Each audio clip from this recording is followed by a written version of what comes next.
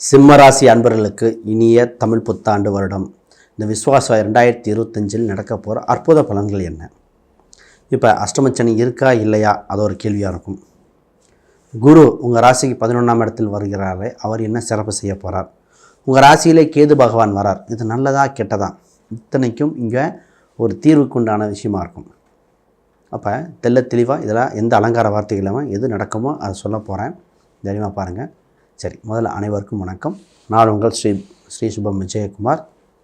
குறிப்பாக புதுசாக இந்த சேனலை பார்க்குறவங்க சப்ஸ்கிரைப் பண்ணிக்கோங்க. நிறைய தகவல்கள் கொடுத்துட்டு வந்துட்டுருக்கு. ரைட், முதல் கேள்வி என்னென்னா, உங்கள் ராசிக்கு கேது பகவான் வருதே என்ன அப்படி அந்த குழப்பத்தை நிவர்த்தி பண்ணிடுவோம்.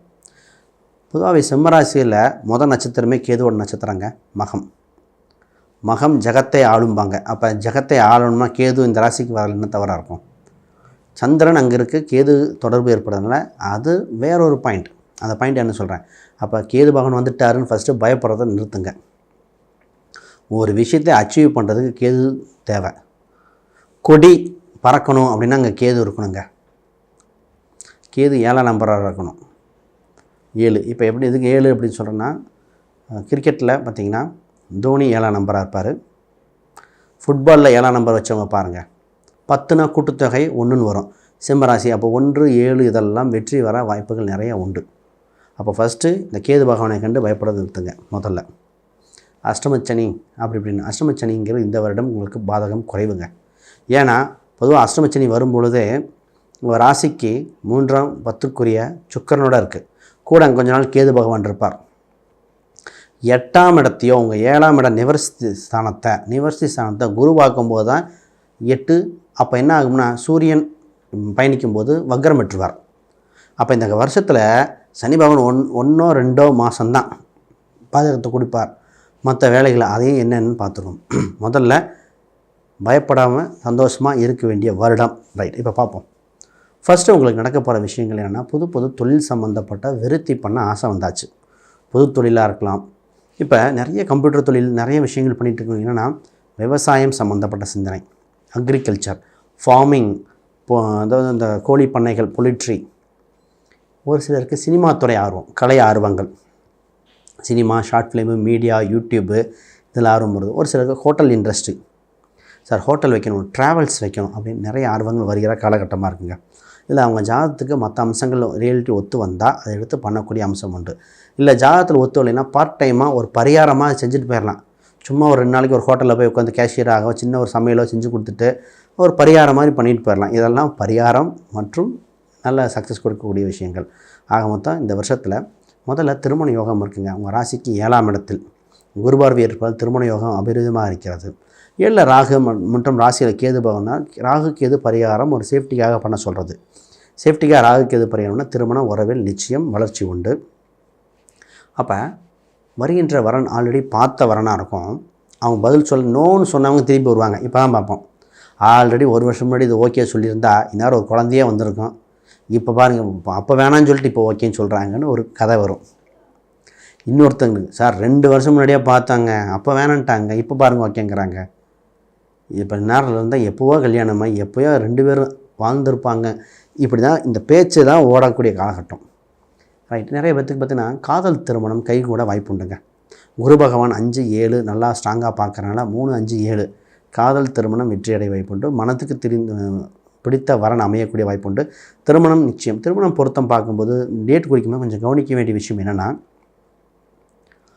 நட்சத்திர பொருத்தம் மட்டும் பத்தாது, அதை தாண்டி கிரக ரீதியான பொருத்தங்கள் இருக்கா, கூட்டு தசை இருக்கா இல்லையா, அப்படி இருந்தால் அதுக்கு என்ன பரிகாரம், கல்யாணம் கோயிலே மண்டபத்துலையா, ஃபஸ்ட்டு அதை முடிவெடுக்கணும். அதை விட்டுட்டு ஜென்ரலாலாம் போகக்கூடாது. ஒரு சிலருக்கு மண்டபத்தில் வைக்க சொல்லுவோம், ஒரு சில மலைமேல் கோயில், ஒரு சிலருக்கு ஆணோட ஊரில் வைங்க, இல்லை பெண்ணோட ஊர், இதெல்லாம் இருக்குங்க. மண்டபம் காலி, தாலி கட்டுறதுக்கு இறைவனிக்க அப்படி பண்ணக்கூடாது.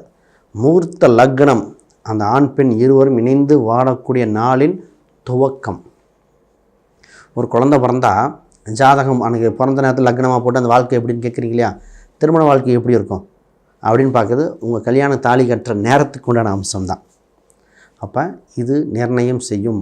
தோஷமுள்ள ஜாதகத்துக்கு மூர்த்த லக்னம் பரிகாரமாக போகும். இதை மைண்டில் வச்சுக்கோங்க. யாரோ ஒருத்தன் தெரிஞ்ச சொல்லுங்கள். ரைட், இப்போ பொதுவாக அவங்க மைண்டில் பார்த்திங்கன்னா என்ன ஓடிட்டுருக்கோம் அப்படின்னா, புது ஐடியாஸ் நிறைய வரும், நிறைய க்ரியேட்டிவிட்டி வரும், நிறைய வாய்ப்புகள் வரும். ஆக ஆனால் எக்ஸிக்யூஷன் பண்ணுறது கொஞ்சம் டிலே ஆக வாய்ப்பு உண்டு. அதற்கு பரிகாரங்களை பின்னாடி கொடுக்குறேன். இப்போ தொழில் சம்மந்தப்பட்டதில் வேலைப்பளு அதிகரிக்கும். நிறைய பேர் ஒர்க் ஃப்ரம் ஹோம் இருந்து வேலைக்கு போயிட்டு வருவாங்க. வேலையை ஆல்ரெடி பண்ணவங்க வேலையோட நேரம் அதிகரிக்கும். ஆனால் வேலை இருக்கும், இங்கே தான் முக்கியம். போன வருடம் கண்டகச்சனியாக இருக்கும்போது வேலைகள் நிறைய பேத்துக்கு போயிடுச்சு. வேலை கிடைக்குமான்னு நினச்சிட்டு இருந்தாங்க. வேலை போயிடணுமான்னு நினச்சவங்களும் வேலையெல்லாம் உண்டுங்க. ஆனால் வேலை ஜாஸ்தி. நீங்கள் 6 மணி நேரம் பார்த்தீங்க, 8 மணி நேரம் வேலை பார்த்தீங்களா, இப்போ 10 மணி நேரம் இப்போ வேலை நேரம் அதிகரிக்கும். இரவு நேரமாக இருங்க. நைட்டு 9 மணிக்கு 10 மணிக்கெலாம் வேலை செய்கிற மாதிரி இருக்கும். இது இந்த கிரகத்தின் அமைப்பு. ஆனால் வேலை உண்டு, வருமானம் உண்டு, குடும்ப நபர்கள் சந்தோஷமாக இருப்பார்கள்.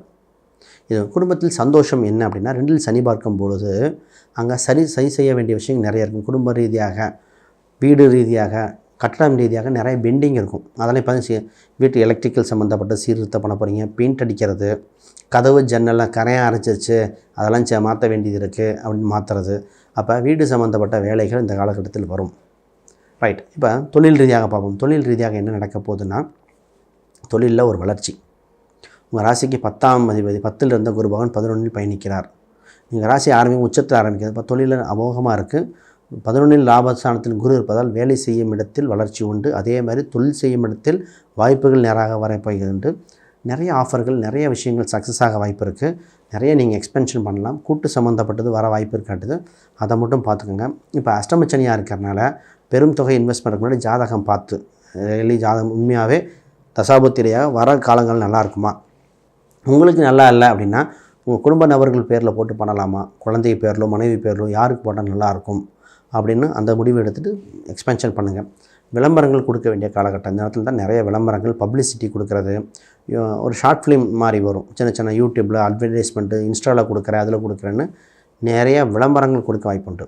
அரசு சம்மந்தப்பட்ட விஷயங்கள் முடிவு செய்யணுங்க. நிறைய கவர்மெண்ட் டாக்குமெண்ட் பெண்டிங் இருந்தால், கவர்மெண்ட் டீலிங் இருந்தால் அதெல்லாம் செய்ய வேண்டிய காலகட்டம் உண்டு. இந்த இடைத்தேர்தல்கள் செய்ய வாய்ப்புண்டு. கம்ப்யூட்டர் துறையில் இருக்கிறவங்களுக்கு ஒன்றுக்கு மேற்பட்ட தொழில் பண்ணக்கூடிய, வேலைக்கு போவர்கள் தொழில் பண்ணக்கூடிய காலகட்டம் உண்டு. இப்போ சொத்து சம்மந்தப்பட்டது கொஞ்சம் கவனம். இடம், வீடு, சொத்து கொஞ்சம் கவனிக்க வேண்டிய காலகட்டம். அது திருத்து பத்திரம்னு ஒரு பாயிண்ட் இருக்குது. அப்போ திருத்து பத்திரம்னா ஆல்ரெடி பத்திரம்லாம் இருக்குங்க, இருந்தாலும் வழி பிரச்சனை, தட பிரச்சனை இருக்குது. பத்திரத்தில் இருக்கிற இடத்த அளந்து பார்த்தா ஒரு அடி கூட இருக்குது, இல்லை கம்மியாக இருக்குது, அப்படி வந்து நிற்கும். அப்போ பத்திரம் சம்மந்தப்பட்ட திருப்பி சைன் வாங்குறதோ சின்ன டிஃப்ரென்ஸ் பண்ணுறதோ இருக்குது. அதை பாருங்கள். குழந்தைகளால் நல்ல சந்தோஷமாக இருக்கக்கூடிய சூழ்நிலை உண்டு. குழந்தைகள் வகையில் சந்தோஷப்பட போகிறீங்க. குழந்தை பிறப்புக்கு காலகட்டமாக இருக்கிறது. இப்போ உங்கள் சிம்மராசிக்காரங்க 60 வயசு இருந்தால் அவங்களுக்கு குழந்தைக்கு கல்யாணமாக காலகட்டம். அவங்க குழந்தை பொருளாதார ரீதியாக டெவலப்மெண்ட் ஆக வாய்ப்பு. ஆக மொத்தம் இது சுப வருடமாக இருக்கிறோம். அஷ்டமச்சனியின் தாக்கம் குறைவு அப்படின்னு ஃபஸ்ட்டு புரிஞ்சுக்கலாம். இப்போ ஒரு சில பரிகாரங்கள் தேவை. அது சனியோட பரிகாரம் தான் கொடுக்க போகிறேன்.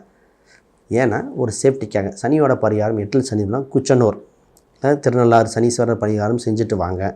8இல் சனி இருப்பது அது மற்றும் ராசியில் கேது பகவான் இருப்பது. என்னென்னா கேது இந்த 2க்கும் சனிக்கிழமை என்று ராகு கேது பரிகாரம் செய்துவிட்டு வரும் பொழுது கூட்டு திருமணம், மனசு நெருக்கடி அனைத்தும் விலக வாய்ப்புண்டு. சினிமா துறை வாய்ப்புகள் அதிகமாக பிரகாசமாக இருக்கிறது. விவசாயத்துறையில் சக்ஸஸ் பண்ணலாம். ஆக இந்த சிறந்த வருடமாக இந்த ஒரு பரிகாரம் செஞ்சுக்கோங்க. ரொம்ப ரொம்ப முக்கியம். ரொம்ப மனக்குழப்பமாக டக்குன்னு ஒரு கேரளா, அதாவது வேறு மொழி பேசக்கூடிய மாநிலம், அது குறிப்பாக கேரளா இல்லை ஆந்திரா, 2 பக்கம் ஏதோ ஒரு பக்கம் போயிட்டு வந்துட்டிங்கன்னா அந்த பிரச்சனையும் சால்வ். ஹில் ஸ்டேஷன் போயிட்டு வந்தாலே உங்களுக்கு சந்தோஷமாயிருவாங்க. ரொம்ப இதாகுன்னா ஒரு ஃபாஸ்ட் ஃபுட் மாதிரி சாப்பிட ஆசைப்படுற ராசி இந்த ராசி. நல்லா சாப்பிட்டுட்டு நல்லா தூங்கினாலே ஐடியாஸ் வந்துடும். அந்த மாதிரி ராசியாக இருக்குது. ஆக மொத்தம் கிளவராக பயன்படுத்துங்க. உங்களுக்கு ராசி எண்களாக 1, 3, 9 இது கிளவராக பயன்படுத்தலாம். ஆக மொத்தம் இந்த வருடம் சிறந்த வருடமாக அமைச்சிக்கங்க. இந்த சின்ன விஷயங்கள் பண்ணுங்கள். வேறு சந்தேகங்கள் கேள்வி கீழே கமெண்ட் பண்ணுங்கள். அப்பாயின்மெண்ட்னா கான்டாக்ட் பண்ணுங்கள். அனைவருக்கும் வணக்கம், வாழ்த்துக்கள்.